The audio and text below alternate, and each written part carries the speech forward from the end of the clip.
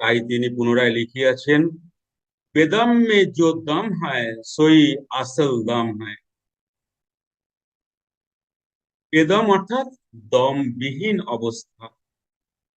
শ্বাস প্রশ্বাসকে স্বেচ্ছাকৃতভাবে আটকাইয়া না রাখিয়া অন্তর্মুখী প্রাণকর্ম করিতে করিতে আপনা হইতে যখন কেবল কুম্ভক অবস্থা লাভ হয়, তাহাই বেদম। তখন শ্বাস প্রশ্বাসের বহির্মুখী গতি সম্পূর্ণরূপে নিরোধ হইয়া যায়, ইহা প্রাণকর্ম সাপেক্ষ। দেখো, ব্রহ্মবিদ্যা বা ক্রিয়াযোগ এটা কেমন? এখানে শ্বাস কন্ট্রোল আপনি আপ হবে, আর আদার্স যে নাক টেপাটেপি বলপূর্বক করা হচ্ছে। তোলো,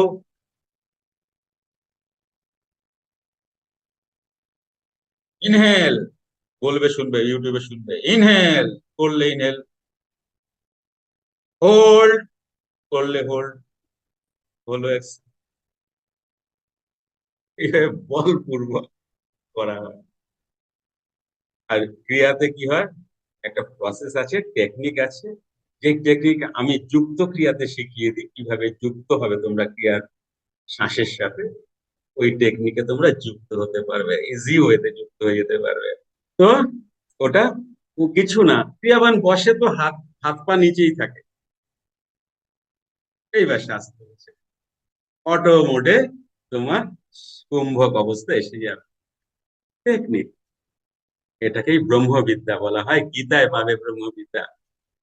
এটারই লাহিড়ী বাবা নাম দিলেন ক্রিয়াযোগ। এখানে রাজযোগ, হঠযোগ, লয় যোগ কম্বিনেশনে আছে, আলাদা আলাদা তোমাকে করতে হবে না, এবং সবটারই এফেক্ট তুমি পাবে। ওকে,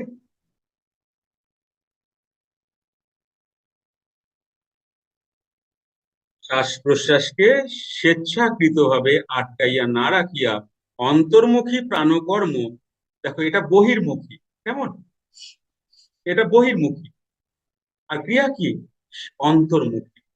শ্বাস অন্তর্মুখী, ওখানেই সলভ হবে সব। করিতে করিতে হইতেই যখন কেবল কুম্ভক অবস্থা লাভ হয়, তখন বেদম।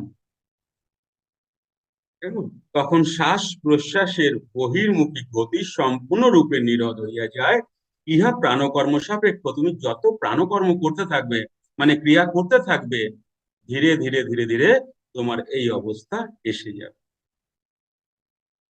সেই বেদমই অর্থাৎ দমবিহীন অবস্থায় আসল দম গুরু ভক্ত গম্য, ব্র্যাকেটে লেখা। তাই অন্তর্মুখী প্রাণায়ামে বাহিরের বায়ু গ্রহণ ও ত্যাগ রূপ কর্মই নাই। অনেকে বলে না স্যার ক্রিয়াযোগ কি, এক অদ্ভুত টেকনিক। কি বলবো বলো, এখন আমি বলতে ইচ্ছা করে কিন্তু হাত পা বাঁধে। তো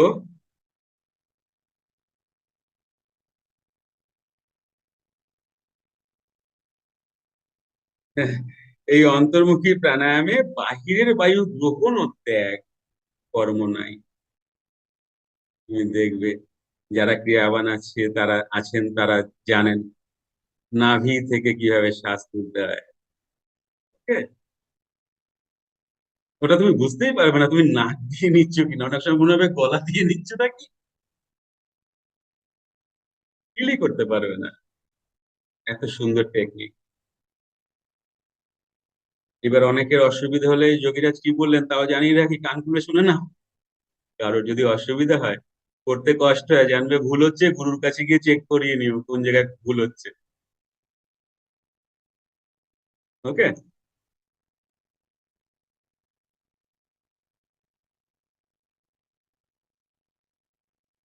এই প্রাণায়ামের আরম্ভেই ইরা ও পিঙ্গলাকে পরিত্যাগ করিয়া দেহভ্যন্তরস্থ প্রাণ ও আপান বায়ুকে লইয়া কর্ম।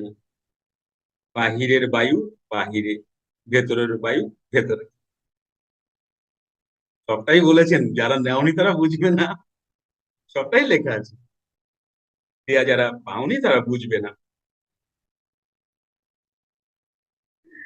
কুটস্থের ভেতর যে খুদ স্বরূপ পুরুষোত্তম, তাহা সকল মানুষ মনুষ্য শরীরে একইভাবে বর্তমান। বলো, সকল মানুষ বলেছে, হিন্দু মুসলমান বলেই নাই কিন্তু। কেমন? এই প্রাণায়ামের আরম্ভে ইরা পিঙ্গলাকে পরিত্যাগ করিয়া দেহাভ্যন্তরস্থ প্রাণ ও অপান বায়ুকে লইয়া কর্ম, বাইরের বায়ু বাইরে, ভেতরের বায়ু ভেতরে। কুটস্থের ভেতর যে খুদ স্বরূপ পুরুষোত্তম, তাহা সকল মনুষ্য শরীরে একইভাবে বর্তমান। তিনি হিন্দু, ইংরেজ, মুসলমান প্রভৃতি রূপে পৃথক নহেন, মূলে সকলই এক, পার্থক্য কেবল দ্বৈত ভাবে। মূলে সবাই এক, পার্থক্য শুধু আমি ফসফস করছি বলে। এটাকে ক্রিয়াযোগের দ্বারা থামিয়ে দাও, তোমার কাছে ক্লিয়ার হয়ে যাবে।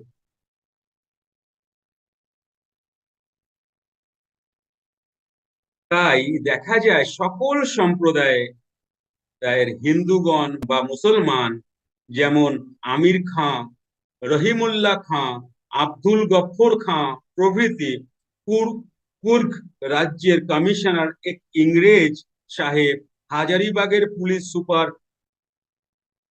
স্পন্সর সাহেব সহ বহু ইংরেজ ভক্ত তাহার শিষ্যত্ব গ্রহণ করিয়াছিলেন, এবং তাহা তাহা তাহার ডায়েরিতে লেখাও আছে। বিশ্ববরেণ্য পতিত পাবন অন্যান্য মহাগুরুদের মতো তিনিও পতিত, সমাজ নিন্দিতদের প্রতিও অকৃপণ ছিলেন।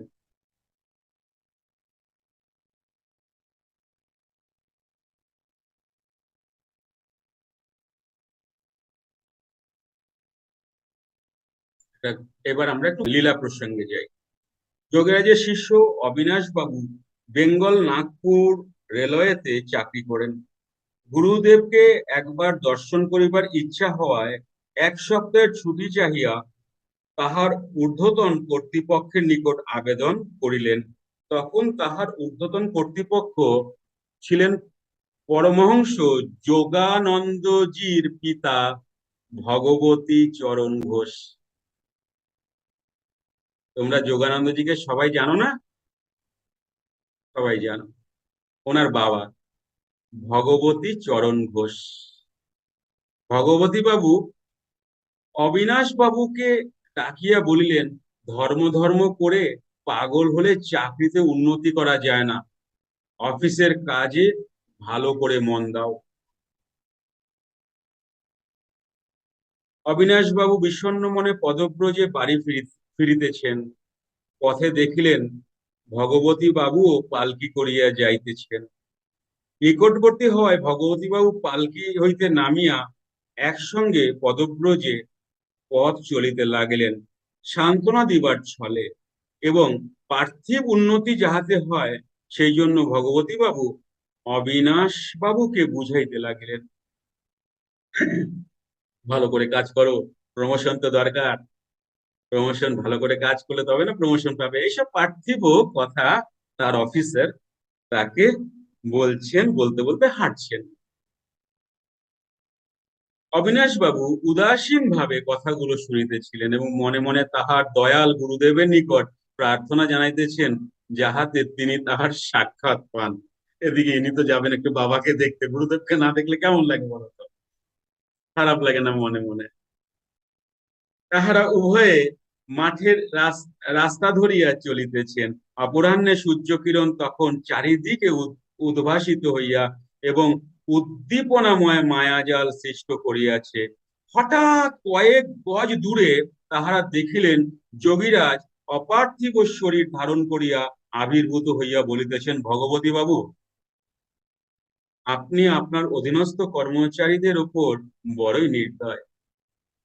এই কথা বলিয়া তিনি অন্তর্হিত হলেন। হইলেন। অবিনাশ বাবু করজোড়ে প্রার্থনা করিতে লাগিলেন। বাবাকে দেখেছেন তো অপার্থিব হতে, গুরুকে দেখেছেন। এই অপ্রত্যাশিত ঘটনায় ভগবতী বাবু বিস্মিত হইলেন। কয়েক মিনিট নীরব থাকিয়া বলিলেন, কাল থেকে আপনার ছুটি, আপনি আপনার গুরুদেবকে দর্শন করিতে চলিয়া যান, আর যদি আমাকেও আপনার সাথে লইয়া যান ভালো হয়। আমি সেই মহাযোগীকে দর্শন করতে চাই। পরের দিন ভগবতী বাবু সস্ত্রীক অবিনাশ বাবুর সহিত ট্রেনে করিয়া কাশী রওনা হইলেন। যোগীরাজের বাড়িতে পৌঁছাইয়া তাহারা দেখিলেন তিনি পদ্মাসনে বসিয়া আছেন। তাহারা প্রণাম করিলেন। যোগীরাজ অর্ধ নিমীলিত চক্ষু দুটি উন্মীলিত করিয়া মৃদু হাসিয়া বলিলেন, কাহাকেও ধর্মপথে বাধা দেওয়া উচিত নহে। এরপর ভগবতীবাবু সস্ত্রীক যোগীরাজের নিকট ক্রিয়া যোগ দীক্ষা প্রাপ্ত হইয়া কৃতার্থ হইয়াছিলেন। এই ভগবতী বাবুর, এইবার শোনো, এইবার মন দিয়ে শোনো, এই ভগবতী বাবু তাহার দ্বিতীয় পুত্র মুকুন্দলালের জন্মের কিছুদিন পর শিশুপুত্রকে লইয়া সস্ত্রীক কাশী আসিলেন গুরু সমীপে। ধ্যানমগ্ন যোগীরাজ তখন বসিয়া আছেন।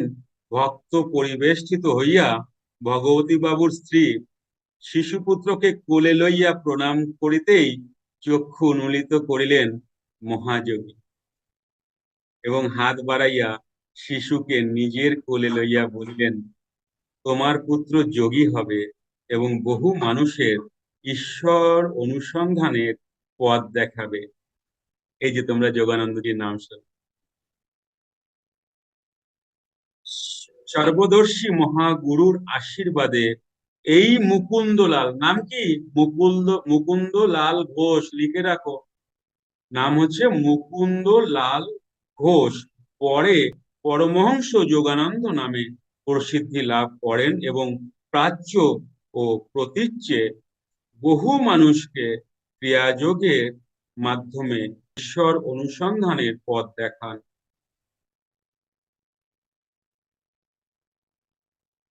আজ এই অবধি থাকুক, পরে আবার একটা গল্প চলে গেছে অনেকটা দূরে।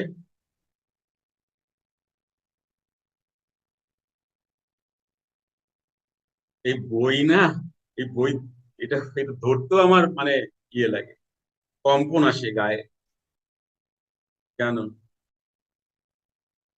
বই সবসময় যার কাছে আছে সাথে রেখো। চপ্পল পরে ধরতেও দ্বিধা হয়, জানো বইটা কি যে আছে বইয়ের মধ্যে কে জানে। যাই হোক,